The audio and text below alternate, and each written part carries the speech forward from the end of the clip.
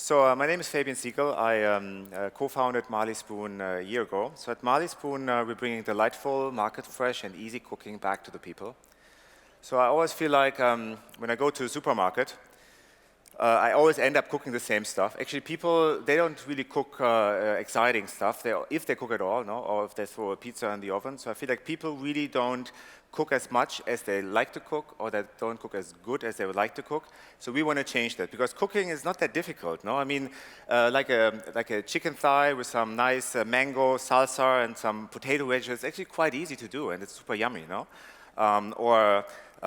If you cook like the classic, like a saltimbocca with some polenta mesh and some sweet peas, it's super easy to do. You would be surprised how easy to do that is. Or like something exotic, like a pork mole with some avocado. So all these things are actually super easy to cook, but we don't do it. No? I mean, I always end up with the same things when I run to a supermarket. I'm super stressed.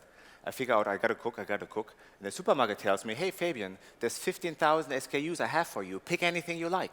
No, and that doesn't really help my problem. No, I would just want to cook something. So at Marley Spoon, what we do is we're solving one problem that you have in the life, which this question is, what are we going to cook tonight? No? So it's one thing you don't have to worry about anymore with Marley Spoon. With Marley Spoon, that thing is taken care of. So how do we do that? So we basically have chefs, and these chefs create 7 amazing recipes every week. And every week you can choose what you want to cook. And then we send you a box, and in that box there's everything that you need to cook. We send it to your home, and then in 30 to 40 minutes you can have an amazing meal at your home. So basically, what Marley Spoon is really taking care of is that this question, what are we going to cook in tonight? Don't worry about it, it's taken care of. No? But if you take a step back, look at the industry, what I like about it, groceries actually, it's a massive category. Now, people spend more money on food than with cars. No? I mean, there's nothing you spend more money on than maybe your rent or maybe your mortgage. So, so it's bigger than travel, fashion, consumer electronics. It's a massive, massive category. And when you compare it, all the other categories, they already switched like from offline to online. Now, more than 40% of travel is like booked online. Like more than 30% of electronics you buy online. Now, there's brands there where consumers go to, and these brands didn't exist 10 years ago. These are not the old brands. These are new brands that were created in these categories. So in groceries, it's white space. There's nobody there. It's an industry that's shifting now from offline to online, and it's the largest one, actually. So I believe there'll be massive billion-dollar businesses built in the online space. Brands will be built, and these are not the old brands. These are new brands that will be built in that space, which I think it's kind of exciting. And the industry itself, actually, it's a little broken. No? It's very big, but it's not very transparent. You don't know exactly where the food comes from that you pick up in the supermarket. It's very wasteful. There's more than 100 million tons of food being thrown away in Europe every year. No? And it's very slow. I mean, from the food, from the producer to the wholesaler, to the trader, to the supermarket, and then it's there, it waits for you to come by and pick it up.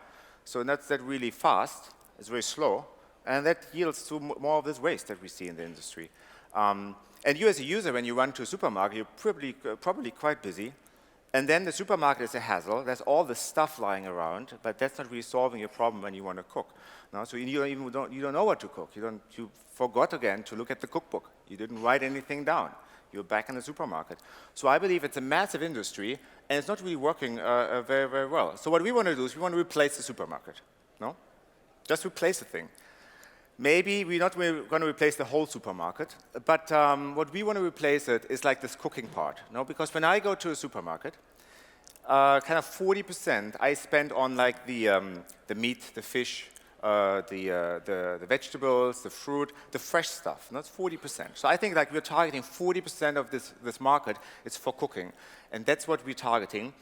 And we are doing this quite different than supermarkets. Now the big difference, number one, is we have a very simple supply chain. Supermarkets have 15,000 SKUs lying around on average for you to come by and pick it up. And that's kind of difficult to do, to buy all this stuff. And for us, we have 10 dishes, 10 ingredients per dish. It's 100 ingredients. No, that's not so difficult. So buying 100 things is easier than buying 15,000 things. So in a way, we serve 40% of the market with 1% of the SKUs. which is much easier. So it's one trick. I like sometimes to say we're cheating a little bit now on the supermarket. The other thing we're cheating on the supermarket is there's tons of waste, 100 million tons of food being thrown away in a supermarket, and that happens at the supermarket. So if you don't come by and pick up that zucchini, they throw it out.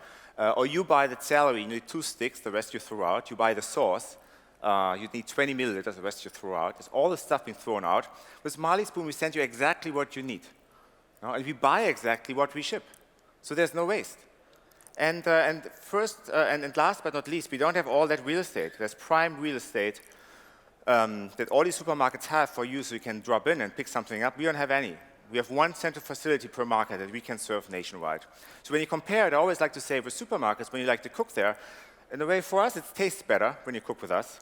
It's fully flexible. You choose what you want to cook. And it's the same price. It doesn't cost you more. So instead of having a 1% margin business, actually this is a very nice target margin, 35% margin business. So that's, I think, what I like about this space.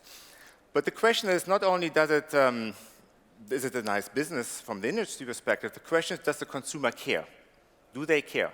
Do they love it, what you do? And so what I like to look at that, I like to look at cohorts. Now, cohorts never lie.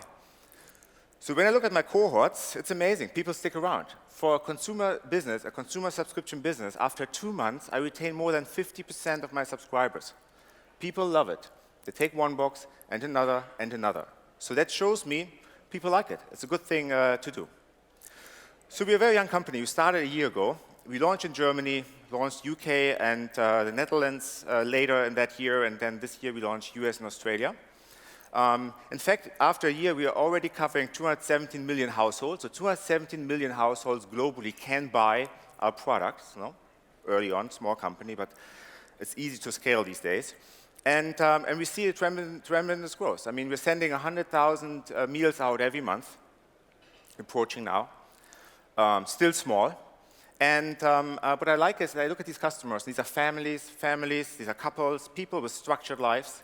And they want the convenience. They want this thing, one thing less to worry about. And they want the consciousness, cooking is good for me. It's healthy, it's good for the family, it's something that's good for me. And I see that people really enjoy using our product. As I said, we're very at the beginning. We will generate 4 million in revenue this year, 30 million next year. We'll ramp the business from there on. I think we have an opportunity to build a truly big business in that space. And we're not the only ones. There's other companies in that space. There's a Blue Apron, there's a HelloFresh. They've been around for 4 or 5 years, so we're not the only one. Actually, we're a pretty late entrance into the space. I'm still comfortable because I kind of feel we're all the same size. We're all the same size if you put it into perspective. For example, if you think about like Whole Foods, a supermarket in the US, they're doing 20 billion in revenue, and they have 4% market share. 20 billion revenue, 4% market share, and they see a little ant on the floor crawling. It's called like HelloFresh. And there's another one, Blue Apron, and then the third ant comes around. It's called Marley Spoon. They're all the same size. They're tiny. We're all just scratching the surface. So I feel like it's a massive space, and I feel good like building a business where I don't necessarily make all the same mistakes because I don't have to be the first.